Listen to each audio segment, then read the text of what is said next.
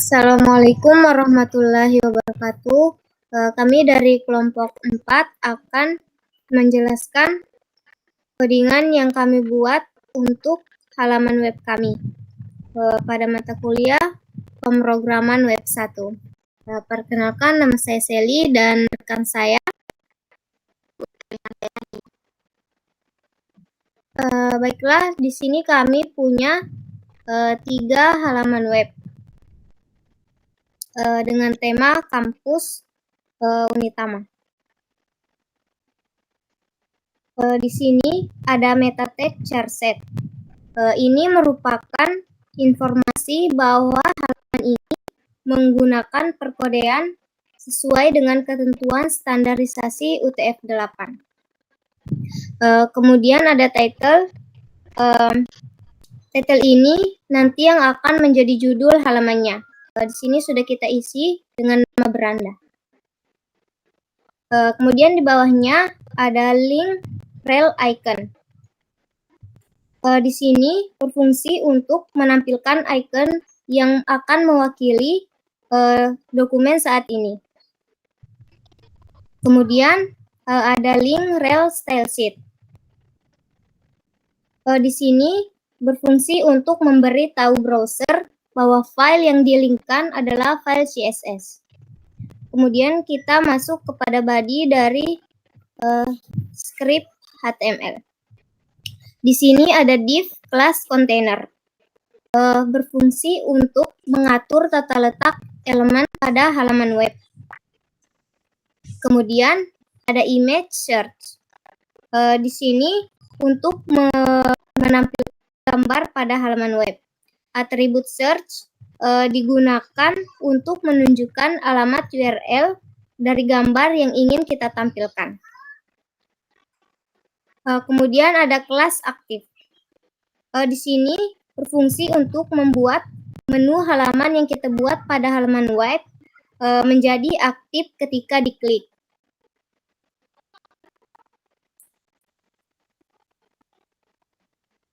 Kemudian ada button.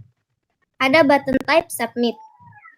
Di sini mengirimkan semua nilai formulir untuk penanganan form. Penanganan formulir biasanya terdapat pada halaman server dengan script untuk memproses data masukan. Kemudian yang terakhir ada footer. Footer merupakan bagian terakhir pada halaman web yang berisi data tambahan atau deskripsi mengenai halaman web yang kita buat. Kemudian untuk perkodean halaman selanjutnya yaitu galeri.html akan dijelaskan oleh rekan saya Putri Handayani.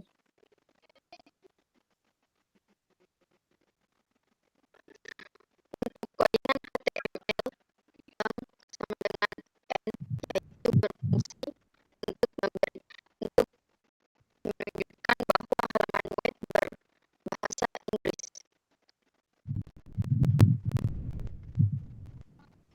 Meta charset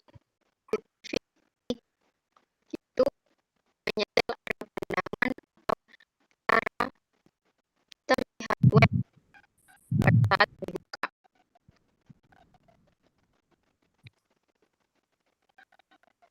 Di sini fungsi viewport untuk mengatur pandang yang ditampilkan di setiap perangkat.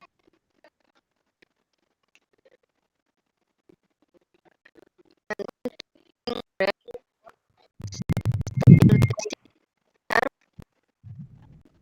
dan galeri CSS itu berfungsi menyertakan link ke file CSS-nya. Untuk bodinya di kelas container dan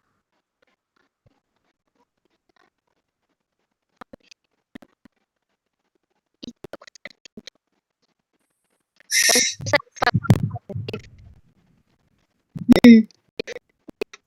logo untuk memberikan tampilan logo pada halaman web.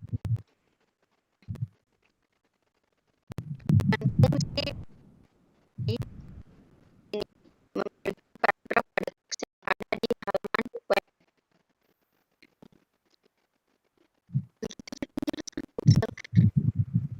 biar nih.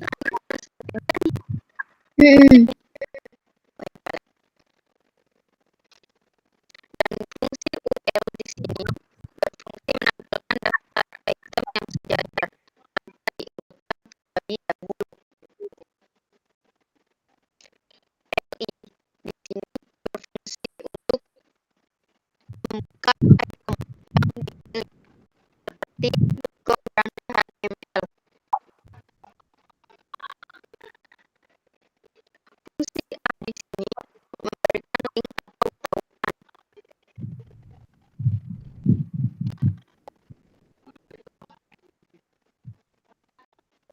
Satu saja. Nah, di fase ini mau jelaskan.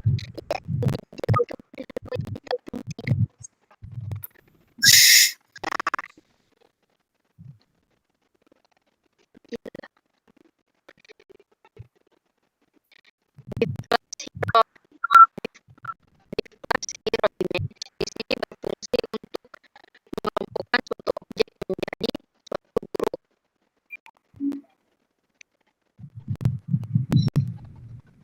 Terus H1 di sini berfungsi untuk headline yang paling besar, seperti contoh selamat datang di Universitas Indonesia, itu menjadi besar tampilannya di halaman web.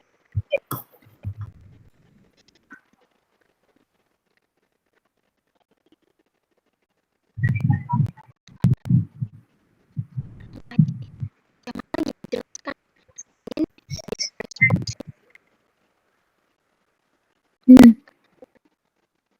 Dengan responsif gallery image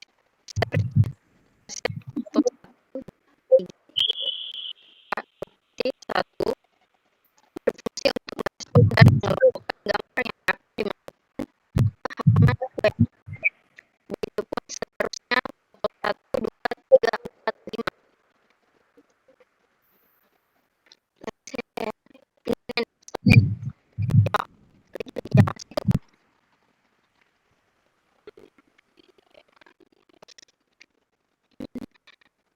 Untuk di kelas description itu untuk memberikan keterangan suatu gambar pada galeri yang akan ditampilkan.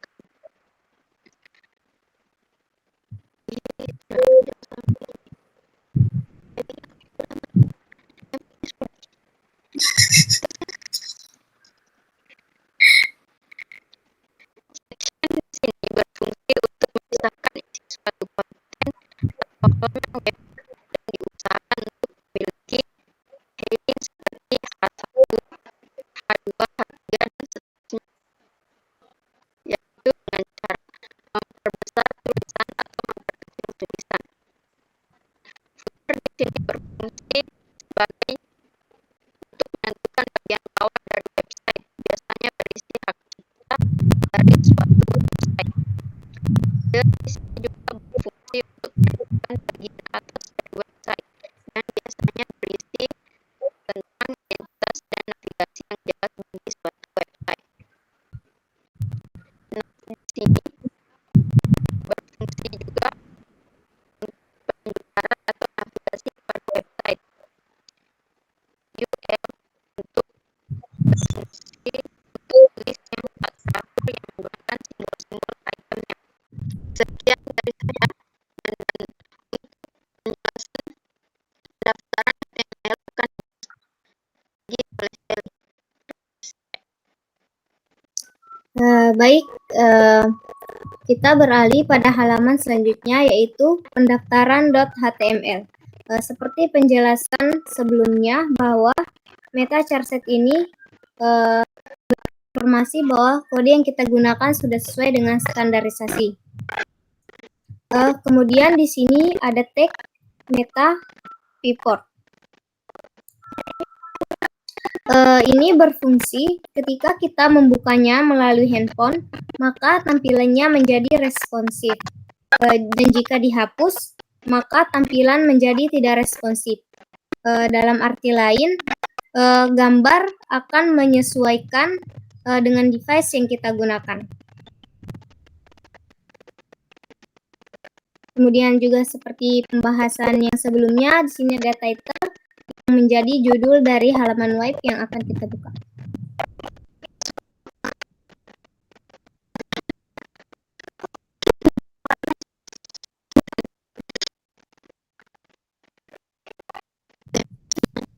Kita langsung saja menuju div class form. Sama seperti kelas yang berfungsi untuk mengelompokkan elemen atau bermacam-macam tag agar menjadi satu grup. Di sini ada form action.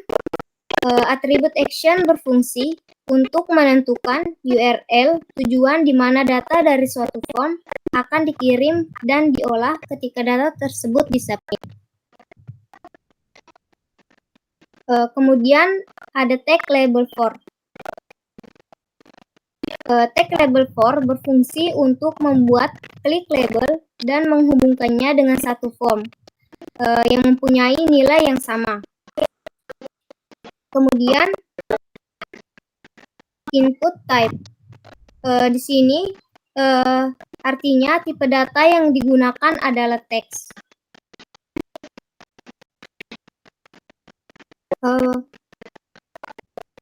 Penjelasan untuk perkodean selanjutnya sama, hanya yang membedakan adalah tipe data yang digunakan dari masing-masing label.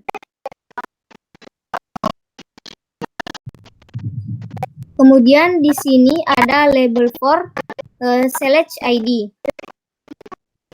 Di sini menggunakan select element untuk mempresentasikan sebuah kontrol yang digunakan untuk menyeleksi atau membuat deretan opsi yang akan diberikan. Misalnya di sini seperti jenis kelamin, maka di sini pada halaman web akan ditampilkan menjadi seperti list, misalnya laki-laki dan perempuan.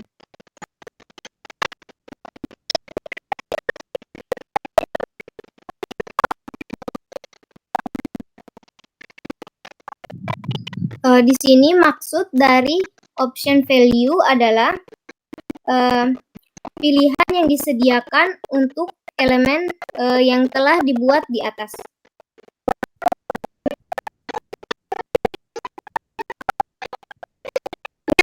Nah, di sini ada input type submit yang digunakan untuk menginput data-data agar terhubung ke form. Seperti penjelasan yang sebelumnya, di sini ada footernya untuk menambahkan deskripsi lebih detail untuk halaman web yang akan kita buat. Sekian penjelasan dari saya. Pada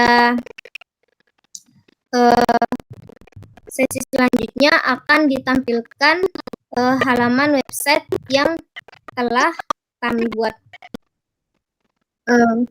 Baik, ini tampilan dari halaman website yang telah kami buat. Ini untuk halaman beranda. Seperti bisa dilihat di sini hasil perkodean dari body untuk halaman web. Kemudian di sini ada footer. Kemudian untuk halaman galeri,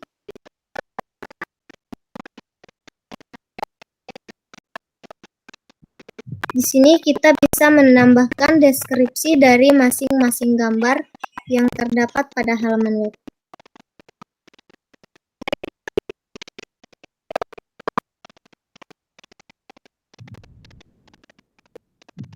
Kemudian untuk halaman pendaftaran,